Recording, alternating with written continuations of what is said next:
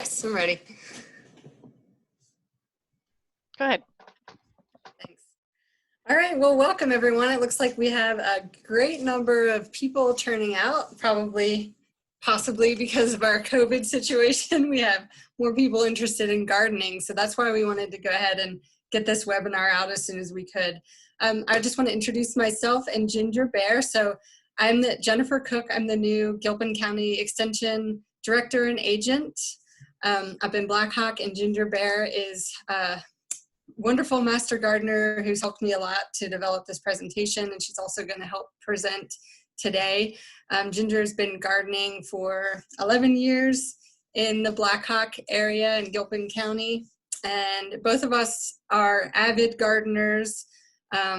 I have not experienced gardening at as high of an elevation as Gilpin County, but am moving up there soon, so look forward to learning with everyone else on how to garden at high elevations. So I put this presentation together just as a way for all of us new at growing at elevation, or even those seasoned growers, to maybe develop or learn some new techniques. So we're just going to talk about today just kind of the basic plants that we know are easy and successful at growing at high elevations where we have our cold nights. And then we'll also just talk about some general strategies that will help you also be successful at gardening.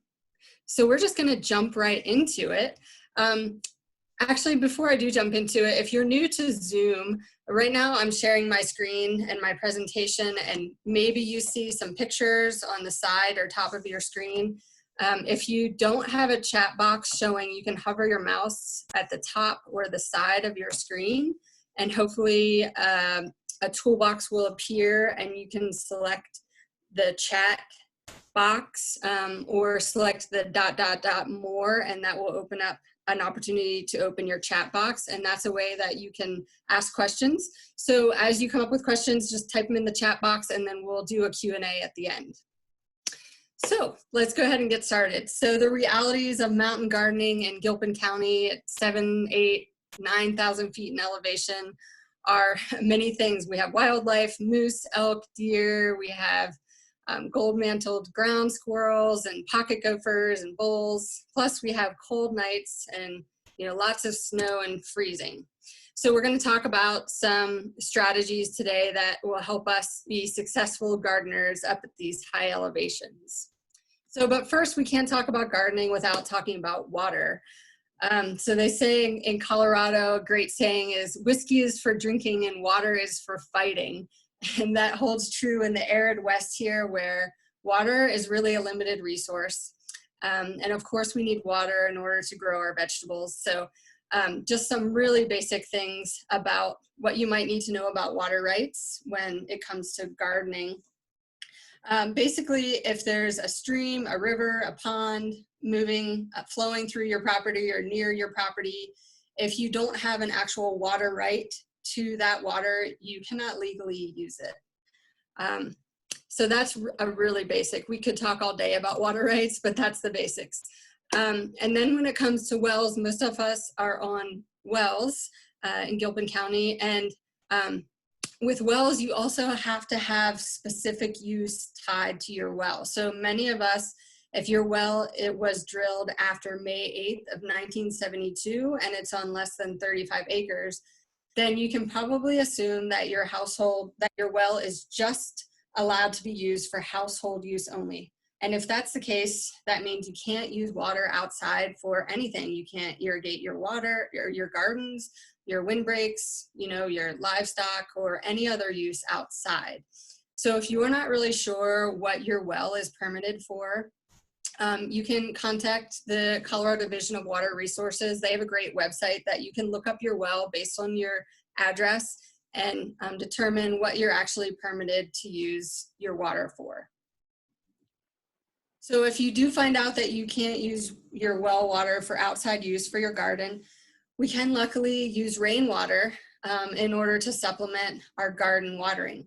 So as of August of 2016, here in Colorado, we're allowed to collect 110 gallons of rainwater from our roofs. So we can collect legally off of a single family home or up to a 4-family unit residence.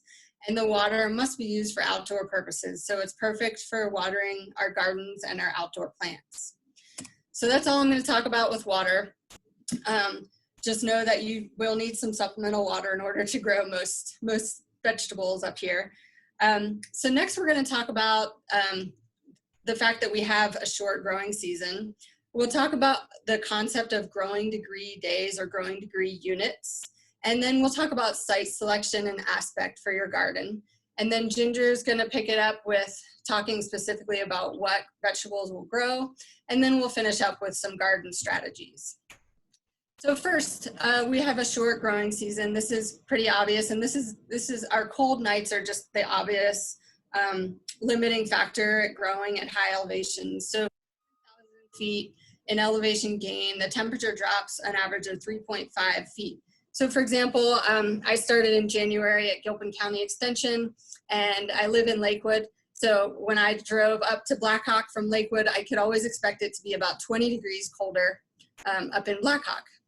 So we have a community garden at the Gilpin County Extension Office, and that's at elevation of 9,300 feet.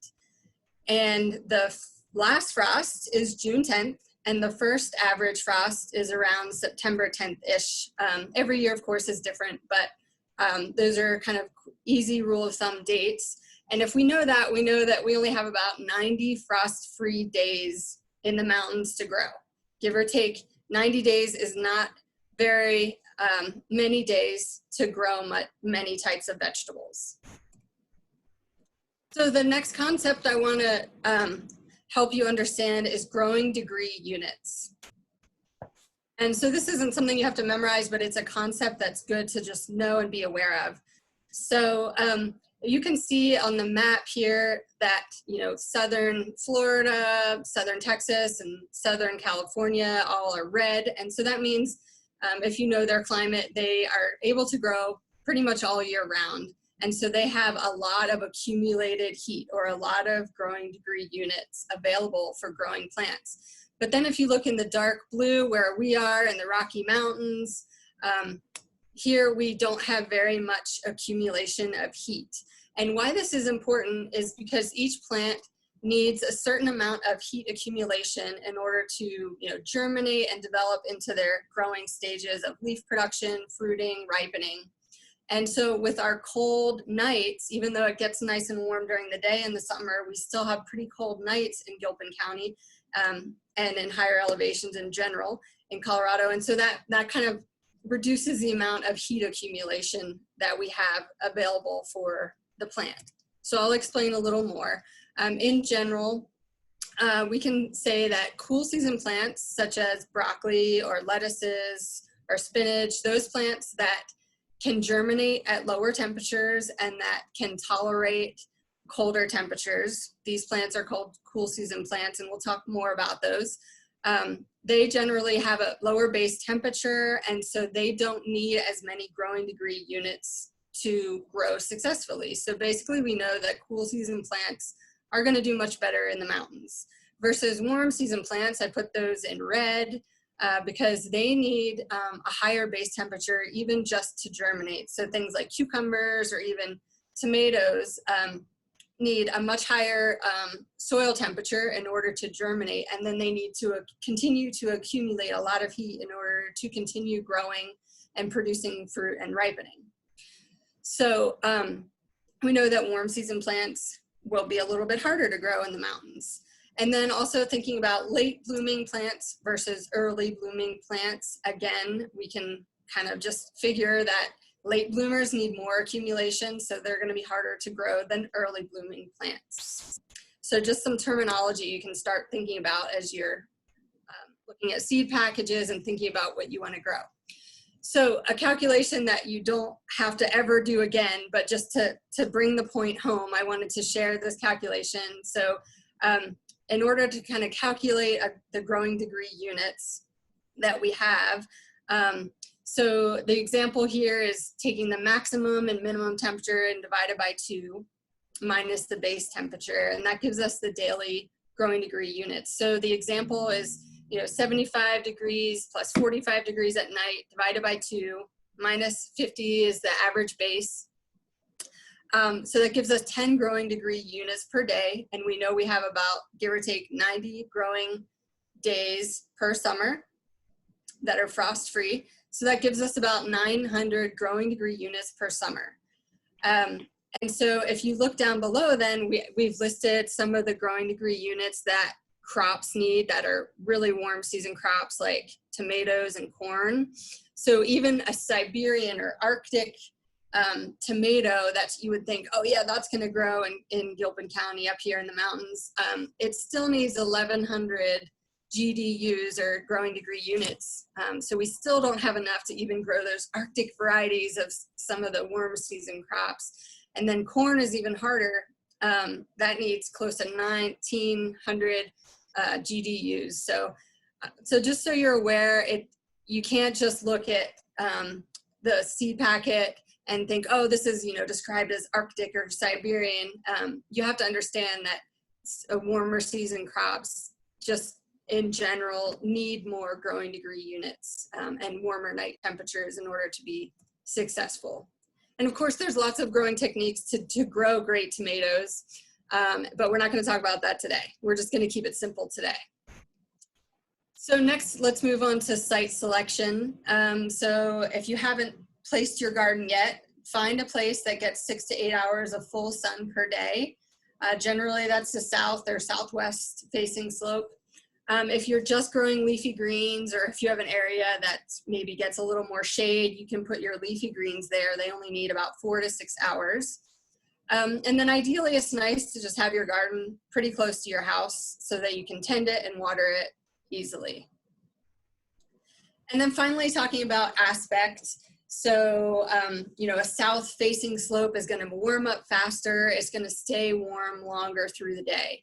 And it's going to be generally just hotter and drier. So it's a nice place to put your garden, especially if you're trying to grow some of our warm season crops that are doable, but they need a pretty warm microclimate. Crops like cucumber or bush beans, which we'll talk about. So just looking at some of these pictures, the top one has some raised beds right by the house. So houses, stone, and the wall of water that you can see on the bottom right, they're all kind of accumulating thermal mass. So they're heating up the area to create a microclimate. So you can use these to your advantage if you want to build a rock wall, or if you have a rock face that's not directly impacting. So you still want to have direct, the sun directly shooting on the plants. So you don't want to block that sun, but it's nice to have a rock wall or some structure that can kind of heat up and create more thermal mass to create a more microclimate for some of these warmer season crops. The raised beds are also a nice way to kind of just warm up things, and they also have a lot of other benefits. So they warm up easier. We also have pretty granitic, rocky soils. So if you have a raised bed, brings you an opportunity to bring in some additional soil that might be a little bit nicer to grow in. It also provides critter protection. I'll show you a picture of that next. You can even tilt it so that it's kind of tilted up on the diagonal to get a more southern tilt. And they can be much easier to tend. You can build your raised bed as high as you want so that you don't have to bend over. It doesn't have to be a back-breaking job to weed and plant and harvest. So here's a picture about doing some critter protection. If you are at all building any raised beds, it's definitely worth taking some extra time to add some hardware cloth. This mesh cloth, a 1/4 inch holes, is really good for protection from pocket gophers and voles, because otherwise they're gonna dig up underneath your plants, and you might not have any plants. Once you're ready to harvest, they'll probably harvest it for you. So it's worth doing that. Next, talking real quickly about soil testing. It's important to do a general soil test every few years, especially at first when you're first getting started, to get an idea of your general pH of your soil. pH is going to impact what you can and can't grow. Generally, we tend to have, I don't know, pretty decent pHs, but you just never know. Organic matter is another important thing that you would want to know how much you have, and also adding organic matter over time in the way of compost and other soil additions can help with soil, holding on to the soil moisture, so so basically just kind of helping with your soil tilth. It's also helpful to know what your nutrient levels are, so you know if you need to do any fertilizer or amending based on what you're trying to grow. So the CU Soil Water Plant Testing Lab is a great place to send your soil sample. I do know right now that they're not really doing many samples because of the COVID situation, so this might be a good year to just hold off on a sample, but hopefully next year everything will be up and running back to normal again.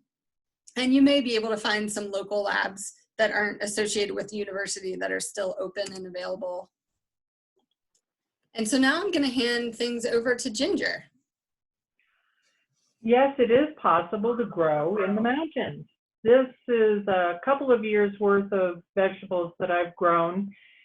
We've got onions, summer squash, turnips, peas, radishes, carrots, pretty much mostly your cool weather crops, and a pretty good bounty. So go ahead, next.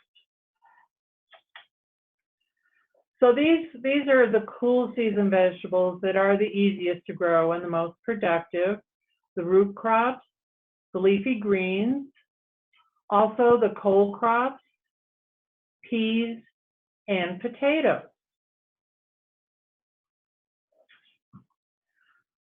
Peas can be a dilemma because they are hard to put a floating row cover over the bed with peas, and some peas need support. Although my experience is the bush type peas, you don't really need to support if you plant them closely together. They will support one another. And also if you use the lighter weight floating row covers, you can go ahead and cover those without damaging the plant.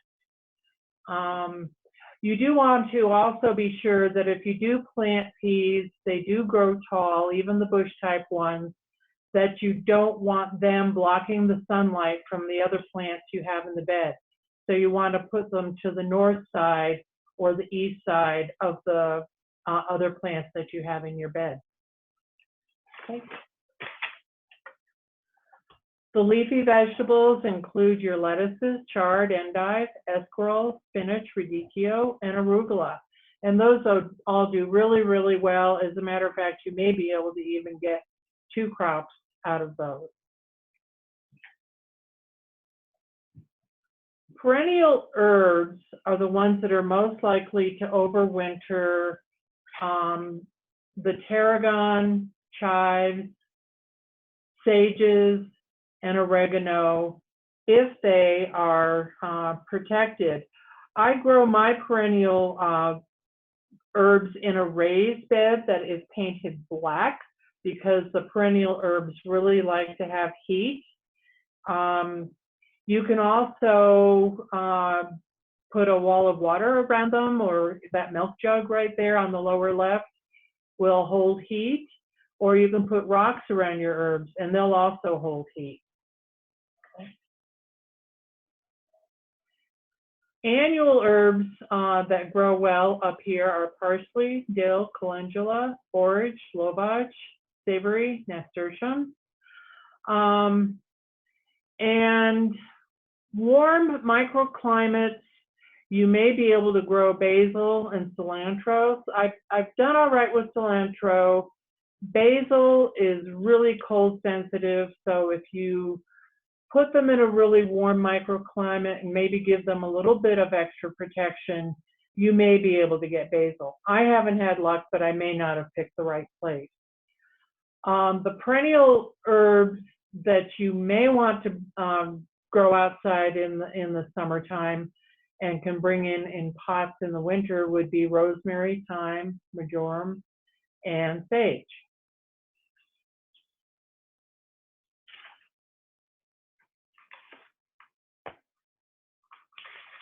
Okay, so Warm season vegetables can be a challenge, tomatoes especially. And even though it was pointed out that the growing degree units for your Siberian and Arctic tomatoes are lower than maybe what will actually accumulate here, they do need nighttime warmth. So if the nighttime temperatures go below 50 degrees, they may not set fruit. Every year is different though. I've had the best luck with the cherry tomatoes in a hoop house. But it's just, like I said, every year is different. Last year we had snow on June 21st. The year before that, I probably accumulated more than 1,200 growing degree units. And yes, I did calculate them. So it's a challenge, and all I can say is try it and do your best, okay? Summer squash I have been really successful with. And I pick, of course, the early maturing ones. One thing I want to point out, and I think it's going to come up in a slide a little bit later too, is normally I will add about 20 days to the number of days to maturity on the seeds that I purchase. So if you have a 50-day squash, you may have to wait 70 days before you get an actual mature fruit. Bush beans, I haven't had a whole lot of luck with, but I've only tried them last couple of years. And like I said, last year, when I had mine started, then we got snow, it kind of set things back a little bit. Okay, it's on to you now, Jen.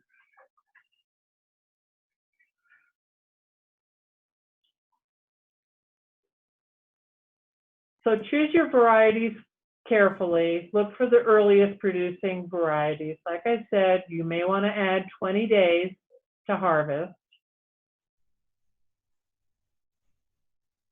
Easy to grow, vigorous, productive, and flavor. And you also might want to keep a log of the things that you've planted and have been successful for you so that you can go back to them again year after year. Okay. All right, thanks, Ginger. So we put together this chart, and it's still a bit of a work in progress, but will hopefully be done soon, and we'll make it available on our extension website. So this is based off of our Gilpin County Extension Community Garden at 9,300 feet. And so the chart just kind of gives you a good guide as to when you can plant each type of vegetable. And so, for example, you know, our 40 to 45 day cool season crops like spinaches and many of our greens, we can get those in pretty early, even before the last frost, because they're frost tolerant. And then moving down to like the orange row, here we get to our semi-tender warm season crops. So Ginger mentioned, you know, squash, cucumbers, beans, may or may not do well here, and we can plant those, you know, after. We want to wait until the last frost to get those in the ground. And then moving up to the one in pink, the 70-day tender warm season crops, these are the ones that you're going to need some extra attention if you actually want to grow these successfully, tomatoes and eggplants. And I have a star. So at the bottom here, we just have some points to consider. Like Ginger said, because we have such cool nights, we just can't accumulate the growing degree units that some of these really warm season crops like. So you have to get some added protection, like a greenhouse. And I'll show you in the next few slides some ways you can add some heat to your garden. But as a general rule of thumb, we want to add 20 days to the number of days on our seeding pack. And then also just remember that our temperatures will vary location to location.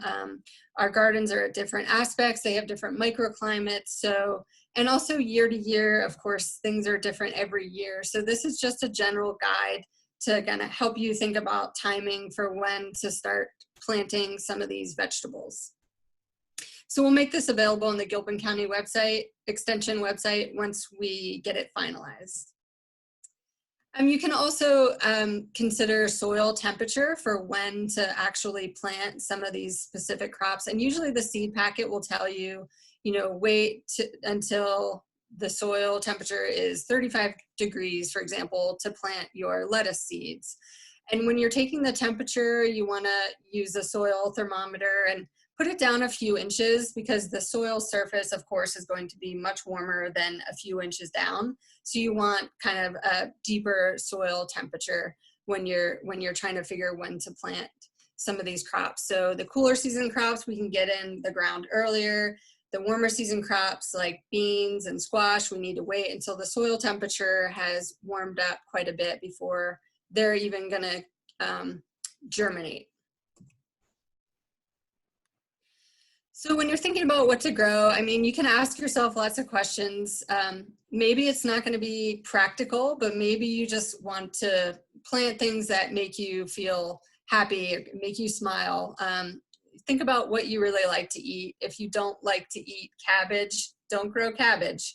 And how often do you get to go to the store? This is kind of a big one, because many of us in Gilpin, we are only shopping maybe once or twice a month. And so think about what things keep well that we could buy in town, and then what things would we like to have fresh more often. So for me, like greens are those things that don't really keep fresh for very long. So, and greens grow really well in the mountains. So having a garden full of fresh greens would be ideal for me. And then, thinking about other things like what types of vegetables are more expensive than others to help you decide what you might want to grow, or if you have just a small space. I just saw a typo there, but thinking about return on your square feet. So how much space do you have, and how much space does that particular plant take up? So, greens versus a cauliflower plant. So now we're just going to move on to some gardening strategies, and you can see this is some pictures from our community garden. We have some raised beds which are made out of stock tanks that are working out pretty nicely for us, and we'll talk about, you see lots of white covers, row covers, and we'll talk about some of these strategies that'll help you bring the temperature up in your garden. But first, let's talk about crop rotation. So kind of as another general rule of thumb, it's good to rotate your crops every few years just to reduce soil problems, pest problems, increase your soil health. And so you can think about vegetables in crop families, and you can look these up online. You don't have to memorize them, but you want to rotate in crop families. So if I was just rotating between cabbage, kale, and broccoli, that wouldn't actually be considered crop rotation, because they're all in the same family. So you can see some of these pictures that we have diagrammed in the middle. So we're rotating from crops to beans to lettuce, and that's a nice crop rotation. Another example is kale. So when I grow my kale, I tend to get aphids. And so usually by the second year I have aphids. So I usually just want to grow in one area. I grow kale for 1 year, and then I rotate it into something like garlic that doesn't get aphids for a few years to sort of reduce that pest population before back to my kale. So you can use it as a pest reducer, this crop rotation. You can also use it to help you build your soil health. If you think about the depth of different plants like carrots, where we'll be growing down deep into your soil and be gathering nutrients from a deeper spot in your soil than, for example, some leafy greens like kale or lettuce. So the kale and the lettuce with shallower roots be scavenging nutrients from a different place in the soil profile. And then also the Fabaceae family, beans and peas, they're able to fix their own nitrogen. And so that's a nice way to rotate the crops, where your beans are producing nitrogen in the soil, potentially an abundance of nitrogen that could be available for the next crop that is rotated in after your beans. So you can think about you know, if you have a nitrogen deficiency, then perhaps, you know, using some legumes, beans, and peas to build up your nitrogen in the soil could be a strategy. Succession planting is another technique that's really nice, especially with greens, mostly with greens, I would say. So you can see this plot, this picture has 4 different areas within the garden, and you can see the lettuces or the greens are growing at different levels, so that every few weeks, every 1 or 2 weeks, you can plant your lettuces or your greens, and then you won't have all the greens ready to be harvested at the same time. So this is perfect if you want to have a continual harvest throughout the growing season, and you can figure it out size-wise so that you can base it on, you know, how much greens am I going to be able to eat in a week or 2, and then sort of taking that space, planting 1 week, waiting another week or 2, and planting another space in a few weeks, and so that you'll have a continuous harvest of greens. Planting in blocks rather than rows has a lot of advantages. You know, traditionally we know of planting in rows, but we're finding that, you know, especially on a smaller scale, planting in blocks is much easier because it will, and much more advantageous because it shades the roots. So that's going to reduce a lot of evaporation and a lot of competition with other weeds. So less weeding. That sounds perfect to me.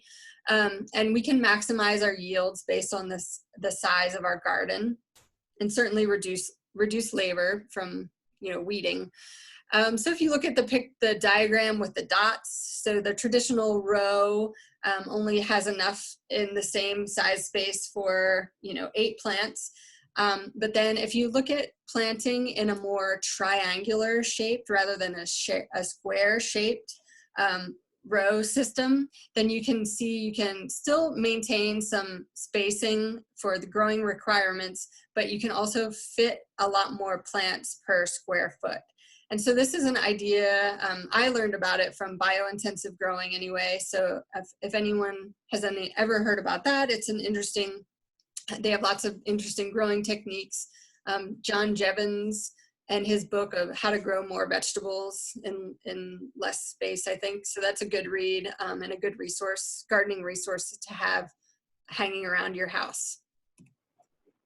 So Ginger mentioned floating row covers. So this may be a new concept to many of you. These covers, these are actually just material that they let water and sunlight through, but they're protecting your plants from, you know, insects, from chipmunks, rabbits, deer, moose, and any kind of insect pressure. And they're also, depending on the weight of your fabric, they can even protect from frost. So you can get heavier weights that are more just for insect protection, and you can get, lighter weights for just insect protection, and then heavier weights that would be more for frost protection. So what I use for both frost protection and kind of insect protection is Agribon 19, and you can get those. I think I got mine through Johnny's Select Seed, but usually it's something that you need to order online. For some reason, that I've never seen them around garden stores. But these are really great tool to have in growing in the mountains. So they're going to hold our moisture, keep from frost, protect from the frost. They're going to reduce the wind damage. We get so much wind, and they're just going to hold the moisture from blowing away in the wind. Obviously, since we have so much wind, we need to make sure they're tied down pretty tightly. In this picture, there's some rocks, but you can use sandbags, staples, whatever you have lying around. They can potentially protect from hail, especially if you have hoops, and we'll talk about that next. Just remember though, if you have plants that need to be pollinated, such as peppers and cucumbers, you'll need to open them up at some point once they're fruiting so that they can be pollinated. But otherwise, if you're growing just greens under there, you could keep them covered the whole season if you'd like. Now, another addition is plastic covers. So for this picture here, you could have the floating row cover underneath and then the plastic hoop cover on top, and that will provide even more protection. 2 to 6 degrees, in fact. So it's 2 to 6 degrees warmer inside there. So these are great for cool season crops, so that you could start your crops a little bit earlier and then even extend the growing season a little bit later past the last frost. And that's why these are nice. So so these are just techniques that you can really extend your growing season. So a little bit more about the plastic. So you can make the hoops out of PVC pipes, 6 to 9 gauge wire, or bent electrical conduit. The conduit is the best because it holds up to our heavy snow loads that we get, ones like we just had yesterday and the day before. We have a hoop bender at the extension office. We put it out kind of during the growing season at the picnic table, so you can just come and use it for free, or come in and talk to us, pop in and say hi, and we'll give you a hand as well. It's also important to think about what type of plastic you use. When I first started this, I just grabbed whatever plastic my husband had around the house, and it looked like this picture after about a year. So it's really worth it to spend the extra money to get UV stabilized plastic, at least 6 mil thick, so that it will hold up for years, really. I know we do have a lot of winds and, you know, crazy weather in the mountains, but it should hold up for a few years at least. You also need to keep the plastic covers taut. Unlike the floating row covers where it's fine if they're touching the plants, the plastic covers cannot be touching the plants, because they'll cause the plants to freeze and kind of damage the plants. So we want to keep them taut so they're not touching the plants. We're kind of just creating this mini greenhouse. So we can use sandbags, any kind of clips, whatever you can find or purchase to help keep the plastic tight and not touch the plants. And then we also need to remember ventilation. I know it's hard to believe that, but we still do need some ventilation. Even at high elevations, it can get very sunny and warm during the days. And so we need to be able to air out or ventilate our crops so they don't overheat and dry out too quickly. So there's lots of different ways. It doesn't have to be fancy. You don't have to put doors like the picture on the right, but you can vent by just rolling up the sides, rolling up the ends, or in the left picture, it looks like they've just brought 2 pieces of plastic together that they can open up at the top. They do even sell plastic that has, I think, little flaps that you can that are like self-ventilating. So you can get creative with all this stuff. And I think finally, this is a last example here. So you can add even more heat protection by adding some stuff like straw bales for additional thermal mass. You can add walls of water where you take 1 to 5 gallon water jugs full of water and line the sides of your little mini greenhouse for extra protection. So these are just more ways that you can continue to build a few more degrees of warmth inside your little hoop house or mini greenhouse, whatever you want to call it. Especially if you're trying to do any warm season crops, you're really going to need some of this added protection from the cool nights that we have.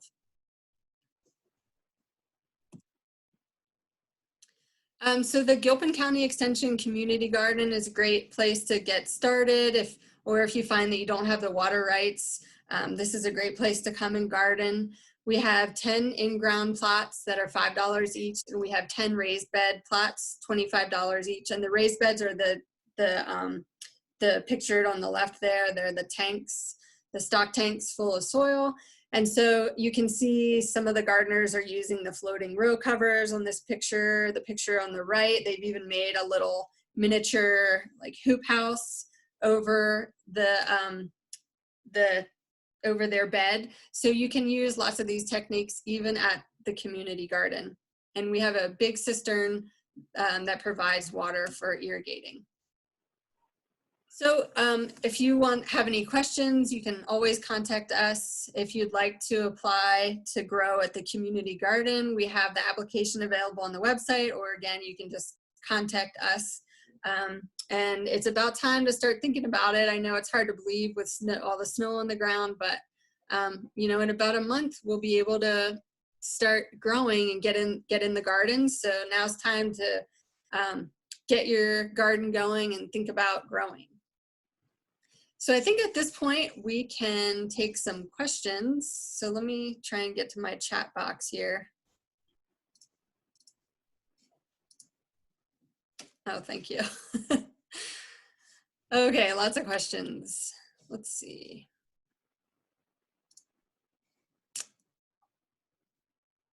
Is Colorado open to residents for soil testing yet?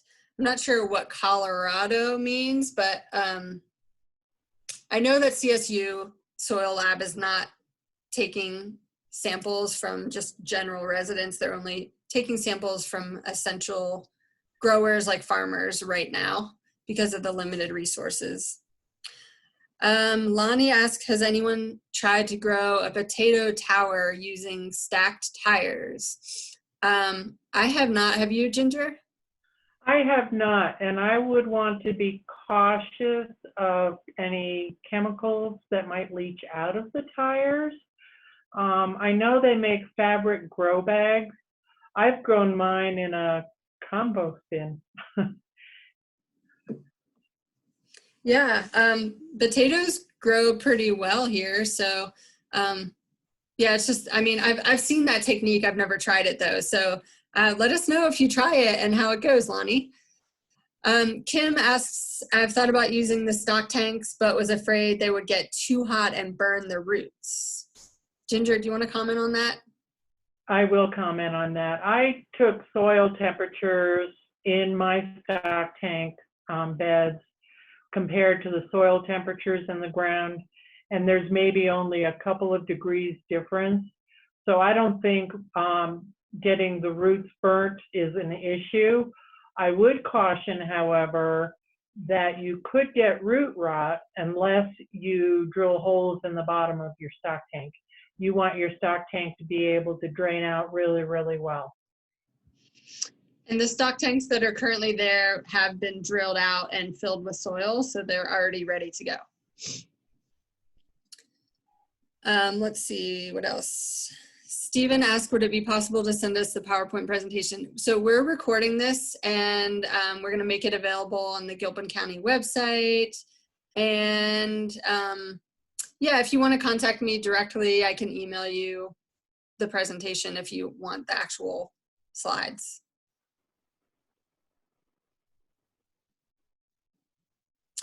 Lonnie asked, does anyone have a connection to get quality straw that's unsprayed? I don't. I've picked up straw from feed stores. You can get weed-free straw and potentially even organic alfalfa straw is usually what I use, or alfalfa hay or straw, whatever you can get your hands on. I would say if you know any local farmers, of course. Otherwise, just check out your local feed stores in the area. Linda, looks like the stock tanks will work since they use them in the extension community garden. Exactly. I love mine. I love it. Yeah. Pat asks, have you had any luck with hugelkultur style beds? Yeah, so hugelkultur, it's not wet enough here that we've seen much success. I've not heard any success, honestly, with that, even not just in the mountains, but even in the plains. I've been working with growers for years here in Colorado, and you know, it's just not moist enough, so they don't work as well as they're meant to. Ginger, do you have any direct experience with it? I have to plead ignorance with the hugelkultur style. Yeah, it's whenever you stack some logs together and basically you're sort of like an in-place composting, and eventually it creates a space where you can grow plants in it without irrigating. But if we're just so dry and windy here, things just don't break down quickly. So yeah, just honestly, I haven't really seen much success with it. Let's see, Lonnie, has anyone had success with choke cherries? Definitely. Ginger, have you? I mean, I Yeah, know I growing have a bush that I bought at the extension plant sale a few years ago. But the birds like them before I get them. Yeah. And I think they might also get aphids here and there, but I mean, for the most part, choke cherries should grow pretty well up here. It's just a matter of like any other, you know, fruiting plant, you got to get it before the birds do, right? Right. Um, and then Tracy, what kind of organic dirt and where to purchase for raised garden truckloads? Yeah, so let's see if I can remember the names of them. There are a few companies like Pioneer and I can't think of it. Yeah, Pioneer Sand and Gravel, and I can't remember where we got our dirt. Oh yeah, A1 Organics is the other one. I know when I did my raised beds here in Lakewood, I started with some soil from A1 Organics, and you can ask whenever you get soil, I would, especially for your garden, I would make sure that you're getting get a test, ask for the soil test, particular soil that you're getting, so you can look at, you know, the NPK, the organic matter, all that kind of stuff. So just do your homework and don't just pick up any soil, you know, off the side of the road or whatever, so to speak, because you're going to have some weed pressure. You could have some pesticides in there you wouldn't want in your garden. So yeah, just do your homework with that one. But yeah, those companies, you can get soil by the truckload. A1 Organics and Pioneer. Gooseberries and raspberries are pretty easy. Yep, great comment there. Any tips on preventing potato scab? I rate potato beds every year and use certified seed. Do you know anything about that, Ginger, potato scab? I don't know specifically, but what comes to mind is the crop rotation. Don't grow potatoes in the same place every year. Yeah, and the types of potatoes that work best at 9,000 feet, our master gardeners have been doing potato trials for a few years, so we definitely could give you some lists of varieties that do well. But off the top of your head, Ginger, do you know of any that do well? Russet, Yukon Gold, some of the red varieties, but I can't tell you specifically the varieties. But yeah, we've done test plots up here, and other than critters wanting to eat them all, they do pretty well. Great, thanks. Oh, Peruvian purple potatoes. They grow pretty well, apparently, according to Hope. Oh, Hope, I bet you're the garden coordinator in Netherlands. I think you are. Thanks for joining us. So it looks like we have a few other comments here. Yeah, we're gonna try and offer some more classes. We're just getting started here. I'm new here, getting my feet wet, and lots more classes to come. Our native plant sale is not happening this year, but we're going to offer some native plant resources if you want to try and purchase your own native plants. We are going to do the community garden this year. The tree sale, we're collecting tree orders until tomorrow. So if you still want to order some trees, contact me today. And I think that is about it. I don't see any more questions. So thank you everyone for joining us, and please feel free to reach out. I'm looking forward to meeting everyone in the community, and any questions will be helpful for me to learn more as well. If I don't know the answer, I'll find it out for you. So thanks everyone for joining us, and have a wonderful afternoon. Bye-bye. Bye.